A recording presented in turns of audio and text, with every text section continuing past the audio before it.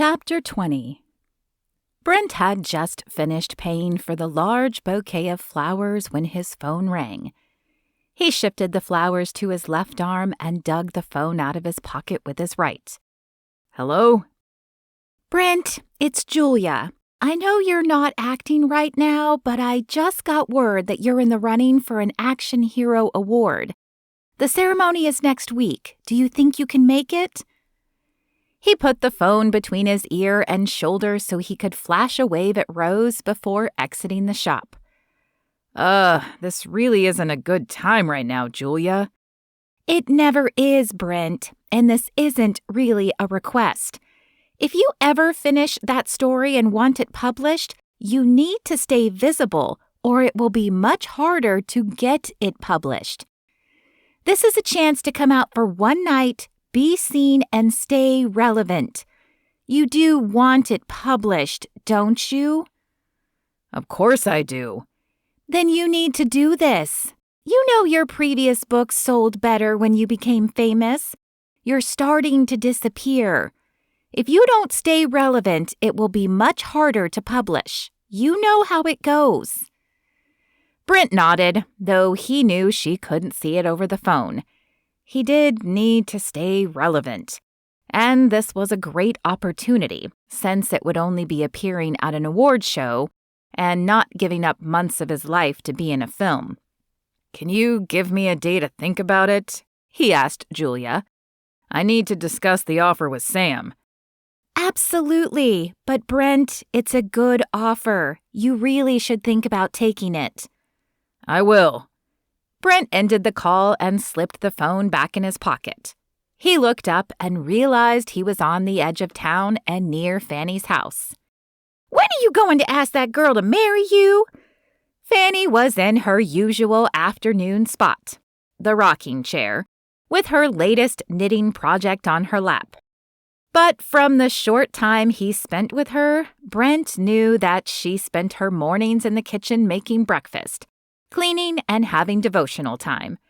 Her evenings were spent in the living room watching reruns of Matlock on TV, but her afternoons were reserved for knitting, the front porch, and the rocking chair.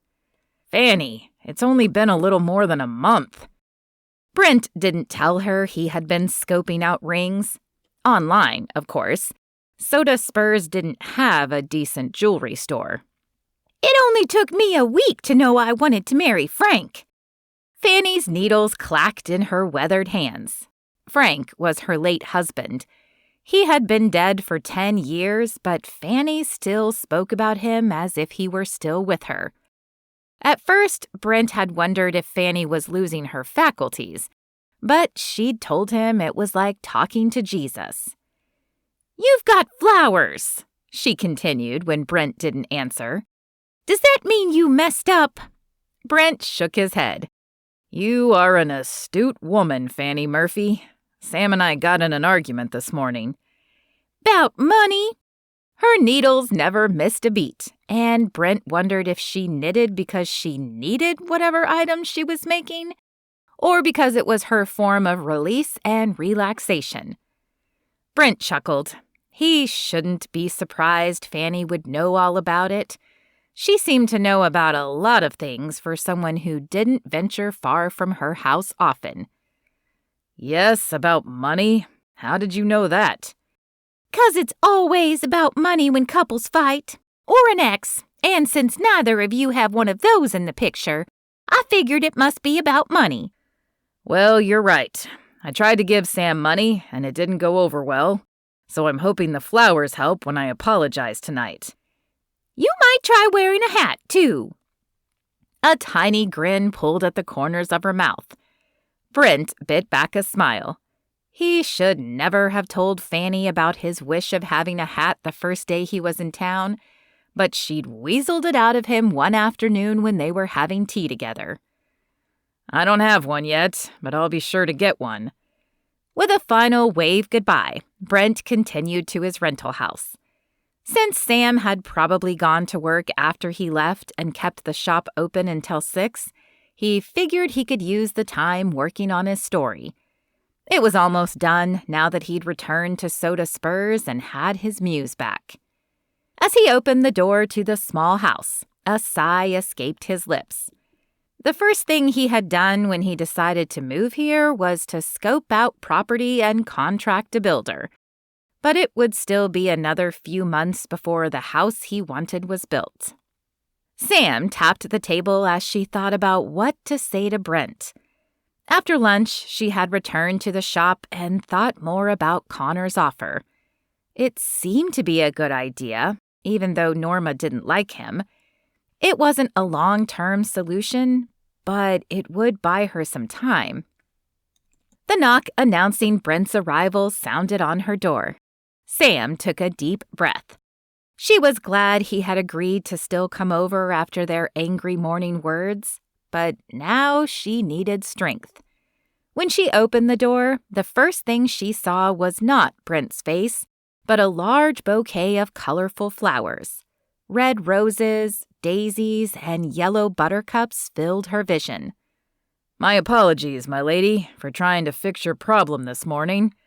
Brent held the flowers out and bowed. Sam chuckled as she took the flowers. "Come in, you silly man." Happily, he stepped over the threshold.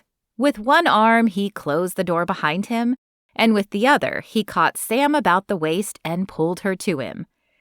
"I really am sorry. I had a long talk with Pastor Ron this morning and realized I was trying to fix your problem when all you wanted me to do was listen." "Thank you." A feeling of renewed adoration swept over Sam. Would he ever cease to amaze her? "You're welcome."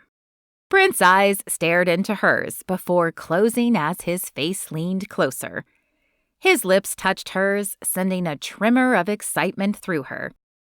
Sam returned the kiss with every ounce of her being.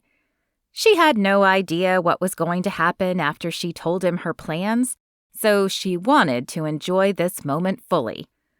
"Well, I certainly wasn't expecting that," Brent said when they parted. "Maybe we should quarrel more often if this is how we make up." "Funny." Sam batted his arm as he released her.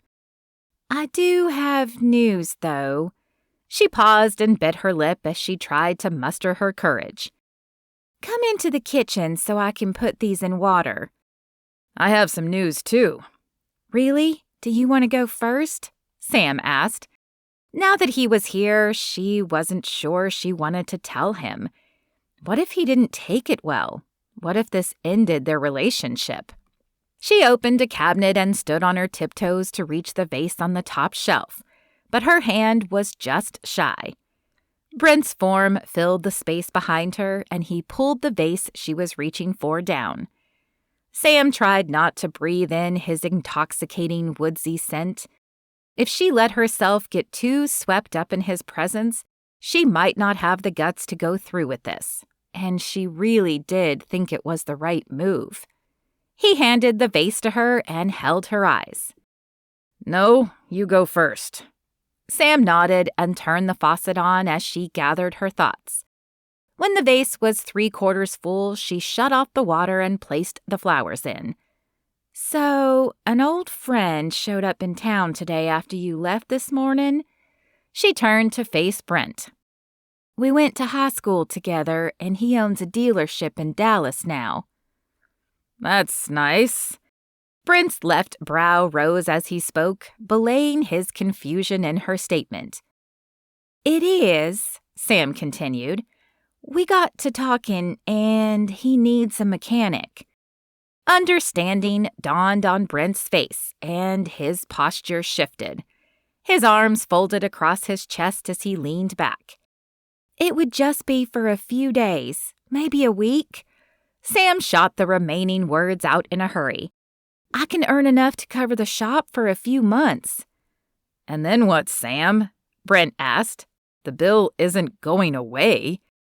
Sam crossed her arms and leaned back against the counter, creating more space between them.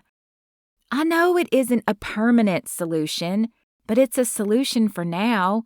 He's even putting me up in a rental house of his so I don't have to cover rent while I'm there." "He? Who is this guy?" Brent asked, cutting her off. Sam cringed at the harsh tone in his voice.